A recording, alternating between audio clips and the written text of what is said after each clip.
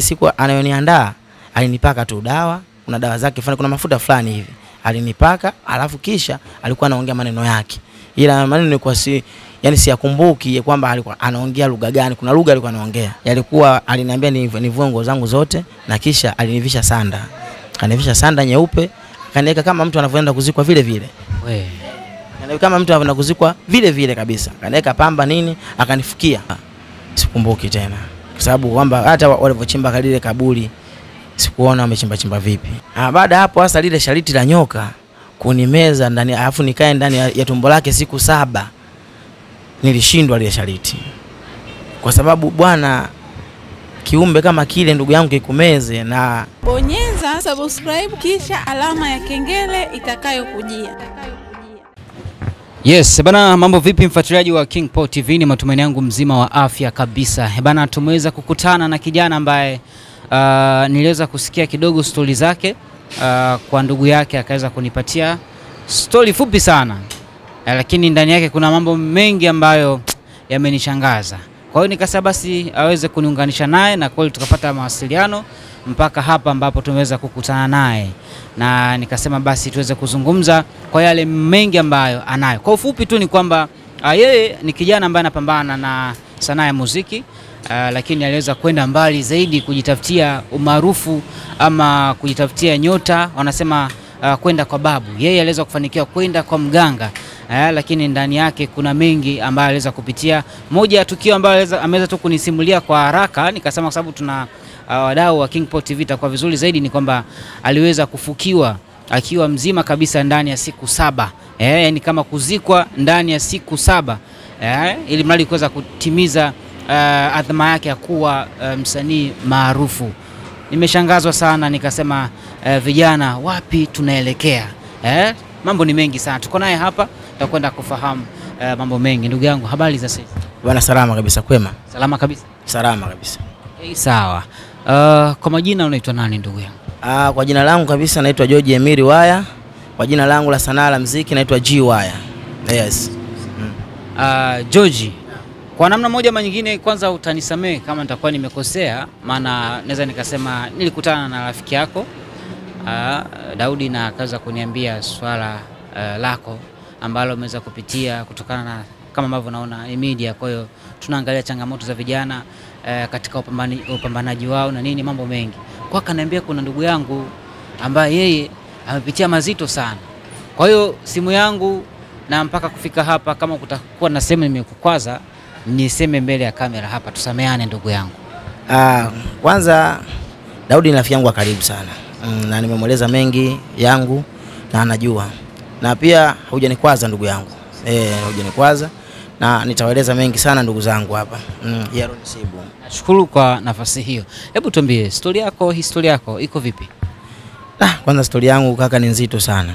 Yaani kiasi kwamba nikifikiria yani mpaka najisikia moyo wangu unauma. Yaani moyo unauma sana.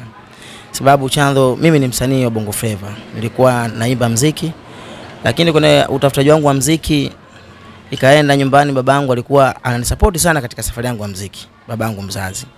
Lakini babangu jinsi siku zinavyozidi kwenda alipata na umauti. Alifariki babangu. Unaona, sasa nyumbani pale alipofariki mzee, maisha yakawa magumu sana, kwa sababu baba ndiye alikuwa tegemezi kubwa sana la familia. Unaona, alipofariki mzee nikasema hapana, hebu ngoja nitoke kidogo kwenda kuna utafutaji kuja kusaidia familia nyumbani, kwa sababu mimi nina wadogo zangu wawili wako nyuma, ni wadogo. Pia nina mama nyumbani, wanitegemea mimi ndo kaka yao. Kwa hiyo nikatoka pale nyumbani nikaenda kuna utafutaji. Pia nilipokwenda huko mambo hayakuwa rahisi brother. Niliteseka sana, tena sana. Lakini hapa na pale nilimpata rafiki yangu. Akanielekeza, akaniambia ndugu yangu nafanya muziki, ila kuna sehemu inabidi wewe uende kukuza nyota yako. Nitakuelekeza. Ndugu yako huyu Daudi au mwingine? Hapana, sio Daudi. Kuna mwingine ambaye nilikutana naye huko nilipoenda.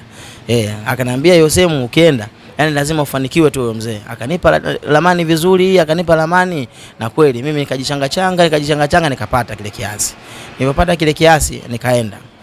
Nilipokaribia kwenye msitu kwa huyo mzee ambaye aliponielekeza yule rafiki yangu, nikaanza kusikia sauti ya ajabu.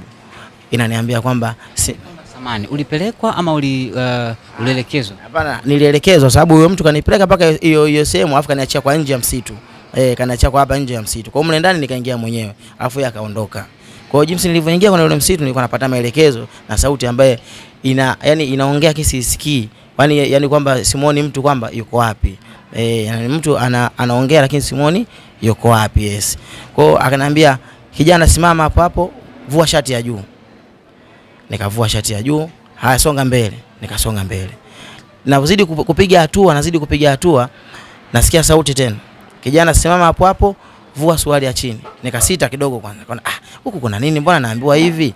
Lakini nikasema sawa. Nikavua suruali ya chini. Nilipovua suruali ya chini nikaendelea mbele. Jinsi ninavyozidi kwenda mbele, kweli nikafika ile sehemu ya tukio pale. Nilipofika pale, cha kushangaza nilikuta kuna watu wengine wako pembeni yangu hapa kwa kushoto, wapo uchi wa mnyama kabisa. Yani kabisa. Wako uchi wa mnyama kabisa. Nilipoangalia huko kwa kulia kwangu ninakuta wapo wengine ambao walovaa kama mimi, wana boxer tu peke yake. Kama nilivyo mimi hapa nilivyovaa boxer. Hao wa huko ambao walikuwa uchi wa mnyama walikuwa wanaogeshwa dawa na ule mzee. Kweli wanaogeshwa dawa. Na ni mchanganyiko kwamba wanaume kwa wanawake? Yes, ni mchanganyiko. Kuna wanaume na wanawake pia. Shangazwa sana na ile jambo kuona vile? Nilishangazwa sana, na hata nilivokaa chini nilikaa pembeni yao kabisa. Nilivokaa chini nilikaa pembeni yao kabisa kwa sababu nilikuwa naogopa paka kukaa nao pamoja pale. Nilikuwa nimekaa pembeni yao hivi nimejikunyata kabisa. Nikisubiria zamu yangu na mimi naye niitwe niende kule. Umeona? Japo nilikuwa na nia na kitu changu, nikaona ngoja nijikaze. Nikajikaza, nikavumilia paka zamu yangu ikaja ikafanyaje? Ikafika. Ilipofika nikaingia kwa yule mzee kule.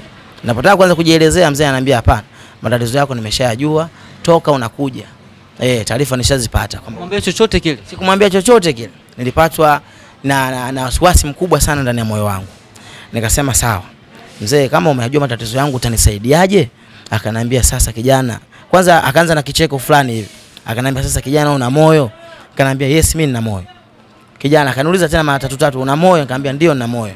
Akasema, sasa kama una moyo unahitaji uwe msanii mkubwa sana ndani ya Tanzania. Nikamwambia yes, na sio ndani ya Tanzania tu, nje paka Tanzania. Nataka niwe msanii mkubwa sana. Akasema sawa. Sasa kuna masharti haya matatu. Masharti hayo ukiyaweza unakuwa na pesa za kutosha na unakuwa msanii mkubwa sana. Nikasema yes, nayaweza. Akanambia mara mbili, unayaweza? Nikamwambia ndio nayaweza. Akanambia sharti la kwanza, utalala, tutakufukia siku 7 kama yani unazikwa kwenye kaburi siku 7. Alafu kisha ikifika siku ya 7 unatolewa. Ukishatolewa unapewa sharti la pili. Sharti la pili nimeambiwa nilale ni nyoka lile linakuja linanimeza na kaa siku 7 ndani ya tumbo lake. Alafu kisha natolewa. Nikishatolewa nimeambiwa sharti hilo la tatu sasa. Nikasema yani nikaona ndio zito zaidi. Umeona? Sasa kwenye sharti la tatu nikaona ndio gumu zaidi sasa. Kwa sababu sharti la tatu akaniambia kwamba nitakupa maji yanakaa kwenye ndoo ndogo ile. Akaniambia atanipa yale maji kisha nitachukua yale maji nitaenda naye paka njia panda hapa hapa Chalinze hapa. Njia panda ya pale. Kisha nikishafika paka pale nivue nguo zangu nibaki na boxer. Alafu ile boxer nakuja naivua nibaki uchi wa mnyama kabisa. Njia panda pale ambako upa na nini mchoro niseme sanamu la nanasi. Yes, pale kuna mchoro wa nanasi na ng'ombe yule pale. Pale Chalinze. Umati wa watu wote ule. Yaani umati wa watu wote pale. Nikasema japo alivyonipa yale maji aliniambia kwamba kuna dawa nitakupaka. Pale ukifika unapooga huonekani. Lakini hapo bado nilikuwa simuamini. Nikasema hili mbona sharti ni gumu sana.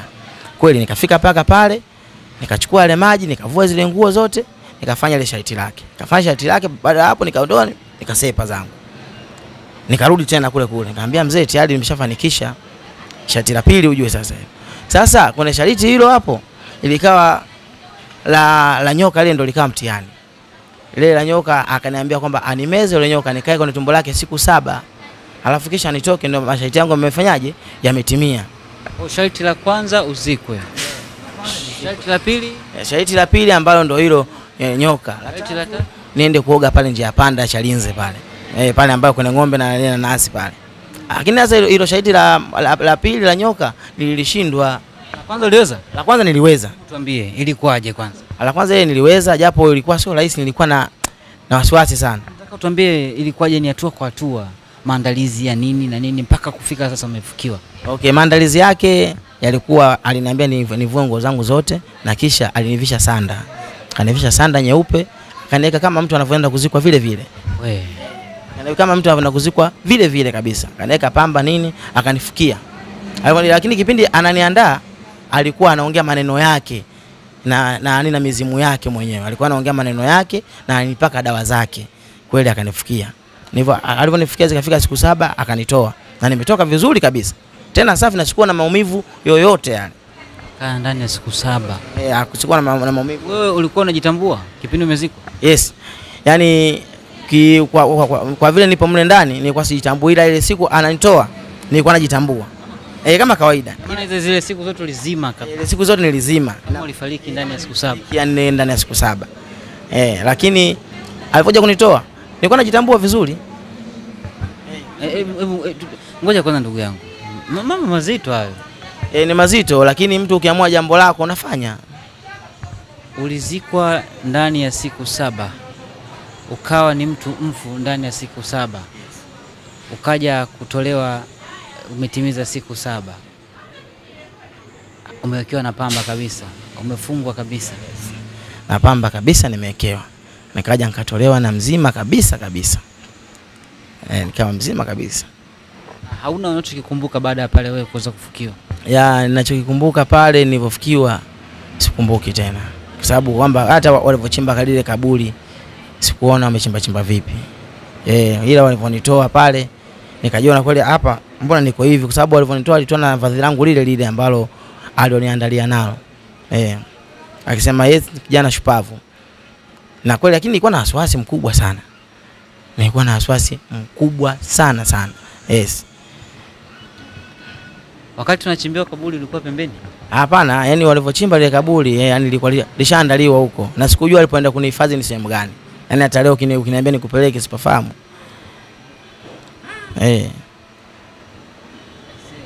Vitu gani ambavyo aliweka mwilini mwako ambavyo nakumbuka? Nachikumbuka mimi pale jinsi ile siku anayoniandaa alinipaka tu dawa, kuna dawa zake fulani, kuna mafuta fulani hivi. Alinipaka, alafu kisha alikuwa anaongea maneno yake. Ila maneno nilikuwa siyakumbuki kwamba alikuwa anaongea lugha gani. Kuna lugha alikuwa anaongea. Wakati unazikwa alikuwa peke yake ama alikuwa na wasaidizi zake? Muda ule, kwa sababu muda ule alinipaka ile dawa, yani pale sikumbuki tena, kilichoendelea pale ni nini. Nilikuwa sikumbuki tena pale kinachoendelea ni kitu gani tena pale. Jamani vijana. Nasikia mambo hayo. Baada hapo ikawaje sasa? Baada hapo hasa lile shariti la nyoka kunimeza ndani, alafu nikae ndani ya tumbo lake siku 7. Nilishindwa lile shariti. Kwa sababu bwana, kiumbe kama kile ndugu yangu kikumeze, na shariti la kwanza niliweza, la pili niliweza. Lakini hili la 3 ambalo la nyoka sikuliweza kusema ukweli. Sikuliweza kwa sababu alivyoniuliza pale shariti la nyoka kukumeza utaliweza? Nikamwambia ndio naliweza. Nikaitikia. Sikukiona iko kiumbe basi. Sababu kama uliweza kufukiwa chini, utashindwa watu nyoka kumezwa. Nilikuwa nikasema hapa siwezi nikashindwa. Alafu ndio shariti ambalo la mwisho hili. Kweli bwana akafanya mambo yake, akaongea lugha zake, lile bwana joka likaja. Lilivyokuja kuliona kwanza tu, nimeshtuka vibaya sana. Nikataka kukimbia, akaniambia usikimbie kijana. Hili ndio shariti yako la mwisho. Huyu anatakiwa akumeze, ukae tumboni kwake ndani ya siku 7, kisha ukitoka hapo wewe mpya. Nilikataa kabisa. Lakini dhani pale nilivyokataa kabisa, nimekataa kabisa, na chozi linatoka kabisa. Nakataa, naambia mganga naomba nisamee, shariti mimi nimeshindwa, naomba nirudishe nyumbani. Akacheka kicheko fulani hivi. Akasema hapana, uweze ukarudi nyumbani. Yaani ukishafika hapa uweze ukatoka hivi bila jambo lako kutimia. Mimi nami baada ya nyoka kushindwa sasa hapo. Na alikuja kabisa, nimeonana nayo kabisa. Hivi kabisa. Nyoka kama nyoka. Kabisa hivi, nimekaa hivi na hivi. Ni aina gani ya nyoka? Na sijajua ile aina gani kwa sababu aina nyingi sana nyoka mimi siwafahamu. Mimi kwa namna ambavyo nakumbuka alivyo. Iko vipi? Yaani yupo aina kama ya chatu fulani hivi. Yupo aina kama ya chatu fulani hivi. Yaani alivyo yule kama aina ya chatu fulani hivi. Ni mkubwa ninavyokuambia, mkubwa blaza. Yaani ni mkubwa sana. Umeona? Sasa nikasema shariti hili kwangu ni gumu. Kaambia bana babu naomba nisamee. Shariti nimelishindwa, naomba nirudishe nyumbani. Akasema hapana. Nakupa siku 7 za kufikiria hili jambo. Ukishindwa basi tutachukua uhai wako. siku 7 za kufikiria hili jambo. Ukishindwa tutachukua uhai wako. Bisa nikasema sasa hapa hii kazi ishakuwa ngumu. Basi akaniambia nenda nje, lakini nilikuwa natoka huku nikiwa na huzuni mkubwa sana. Nikakaa nje pale nikafikiria nitafanyaje. Siku ya kwanza ikapita, ya pili ikapita, niko pale pale, ya tatu, ya nne sasa akatokea binti. Yaani ni binti yake yule mzee. Yule mzee ambaye kwa sababu ile siku ninavyoenda naye nilimkuta. Akanambia, "Kijana, nataka nikusaidie njia ya kutoka hapa." Ina maana kumbe wewe ulikuwa hauna namna kabisa pale. Sina namna kabisa, nilikuwa nasubiria tu ambacho kinachotokea sawa. Akatokea yule binti, akanambia, "Mimi nataka nikusaidie jinsi ya kutoka hapa." Nikamwambia, "Bwana kweli?" Kweli. Hapo pia nilikuwa siamini kama ataweza kweli kunitoa. Nikajua ndio chanzo cha kifo changu, huyu ndo katumwa aje kuchukua uhai wangu. Umeona, nikasema sasa siku ya 4 hiyo sasa. Nikasema sawa. Basi yule binti akanambia twende huko. Basi akanishika mkono, akawa ananipeleka tukawa tunapita kwenye msitu sasa. Kwenye msitu pita. Then tukaje tukatokea sehemu ile sijui ni wapi pale. Akanambia sasa hapa unaweza ukaenda mwenyewe. Akaniacha sehemu, lakini ile sehemu nilivyoenda nikatembea kwenye barabara nikapata pikipiki. Nikamwambia nipeke sehemu fulani, japo nilikuwa sina pesa pale mfukoni. Nikamwambia nipeke sehemu fulani, kweli. Akanipeleka. Kunipeleka mpaka sehemu ile nikakutana na ndugu zangu na rafiki yangu mmoja hivi anaitwa Isa. Akanitolea la bodaboda pale, akanambia, "Ndugu yangu bwana ulikuwa hauonekani, ulikuwa." Nikamwambia hamna, ni harakati tu. Umeona? Basi huku na huku nikamshukuru sana yule binti. Lakini siku zinavyozidi kwenda, yule binti akawa ananitokea. Anakuja sana nyumbani. Nakaa naye hivi napiga naye story. Anakuja kwa njia sio ya kawaida. Anakuja njia sio ya kawaida. Anakuja njia sio ya kawaida. Lakini siku ya kwanza alivyonitokea nilishtuka sana. Nimeshtuka sana. Siku ya pili akanitokea nilishtuka, nilikuwa na wasiwasi bado. Lakini siku zinazidi kwenda nikana nishamzoea. Anakuja anafanya nini? Yaani anakuja tu ananipa story, ananiambia, "Bwana ndugu yangu, mimi pale Usone naishi kwa mazingira magumu sana. Babangu ni mkali sana." Kumbe mtoto wa mganga. Ni mtoto wa mganga huyo. Ni wa kike lakini. Ananiambia pale naishi kwa mazingira magumu sana. Na siruhusiwi hata kuondoka. Hivi naondoka kuja huku najiiba tu. Lakini baba akijua ni hatari sana. Akamwambia, "Sasa uwahi kurudi nyumbani." Akasema, "Hapana. Mimi nimetokea kukupenda sana. Kukupenda sana sana. Nimeona una matatizo mazito sana." Muona matatizo mazito sana. Akasema basi sawa. Kwamba mwanamke alikuwa anakukubali. Mwanamke alikuwa ananikubali sana. Alikuwa anatokea mara kwa mara. Kama hivyo nilivyokuelezea hapo. Yaani alikuwa anavyonitokea mara kwa mara, huwa nilikuwa naogopa sana pale mwanzoni pale. Nilikuwa naogopa sana kwa jinsi anavyokuja, sababu anakuja mazingira ambayo sio rafiki. Anakuja kwa njia yani za kimiujiza. Anakuja kwa njia za kimiujiza. Nikasema sawa. Lakini siku zinazozidi kwenda nikana mzoea. Kamzoea anakuja tunapiga story. Akasema, "Da, yani wewe kijana una bahati sana. Kuna wenzio pale wanakuja chini mashariti tu. Hawaondoki kwao, hawarudi, hawatoki na ule msitu. Wanabaki pale, wanakuwa wanalimishwa. Ulipokuja pale nyumbani, kama uliangalia kwa pembeni kuna mlima mmoja mkubwa, basi kwa chini yake pale kuna shamba kubwa sana. Huwa wanalimishwa pale." Wanalimishwa wakiwa wanajitambua ama ndo misukule sasa? Yaani washakuwa misukule tayari. Wanachukua wanaweka misukule ambao wale walishindwa mashariti sasa. Na maana mimi ile zoezi la nyoka nilivyolishindwa nilikuwa nasubiri zile siku 7. Na maana zingepita zile siku 7 na mimi ningekuwa kama wao. Kwa hiyo namshukuru sana yule binti akaja akanisaidia. Kunisaidia na yeye sawa ni mtoto wa mganga. Labda kuna namna yote ambayo alikwambia labda ana nguvu fulani labda na nini? Yeye yule alivyoniambia kwamba alitaka kulisishwa mikoba. Na sio anataka kulisishwa, yani yeye ndio mliso ile mikoba ya babake baadaye. Ina maana baadaye ina maana mlisi ndio yeye. Kwa hiyo huyo binti kanieleza mengi sana. Yaani kunieleza mengi sana. Na akaniambia pale kuna wasanii wakubwa wanakuja pale. Kwa majina alinitajia majina yao. Wasanii wakubwa sana wanakuja pale, lakini kwa majina yao wa watu tunahifadhi. Wakubwa sana wanakuja wanafanikiwa, wanapewa mashariti wanafanikiwa. Usione watu blaza wanatembea huko mitaani, wana gari kubwa, wana nyumba kali, wanaishi maisha mazuri. Wakikueleza yao ya moyoni mzee, huwezi amini. Yaani huwezi amini hata chembe. Dunia ina mengi sana kaka. Yaani nimeteseka pa kutosha. Yaani paka hivi unavyoniona hivi leo, paka leo binti ananitokea. Paka leo hivi. Anakuja mpaka kipindi hiki. Yaani paka sasa hivi ninavyokuambia, yaani paka hivi leo ninavyoongea. Anakuja anatokea, tunazungumza, anaondoka. Siwezi kumkwepa kwa sababu nitaenda wapi? Yaani pakwenda nitaenda wapi paka nimkwepa? Kwa sababu anapokuja mazingira sio rafiki. Hafungui mlango wala afungui, anakuja mimi sometimes nashtukia tu yupo kwenye kochi. Nashtukia yupo kwenye kitanda. Hivyo tu, lakini sasa namshukuru Mwenyezi Mungu, naendeleza na game yangu ya muziki, lakini bado nimetia changamoto kubwa sana. Oh, inavyoonekana kama ushazoea hiyo hali sasa. Nishazoea sasa hiyo hali kwa sababu sasa kama mtu anakuja kila siku ndani ya miezi 2-3 hujamzoea bado tu kaka. Yaani lazima tu umzoee kwa staili hiyo. Kwa hiyo unaona, kwa hiyo inabidi nimzoee, nikamzoea mpaka leo hivi. Na yeye kikubwa anachokitaka ni kitu gani? Maana ulidokeza pale kwamba alikwambia kwamba anakuhitaji. Aliniambia hivyo lakini mpaka leo sijajua uhitaji wangu kwake ni kitu gani. Ila siku navozidi kwenda hivi hapo tokea kuna siku nahisi ataniambia kitu. Ataniambia kitu. Anakuja katika mazingira ya kutatanisha. Ni muonekano wake ukoje? Muonekano wake yeye akija pale, muonekano wake anavaa nguo fulani za asili za kule. Kuna nguo fulani si nikuelekeze vipi wanapovaa. Kama wanaishi dunia nyingine kabisa. Kama wanaishi dunia nyingine wanavaa, kuna nguo zao hivi fulani wanavaa.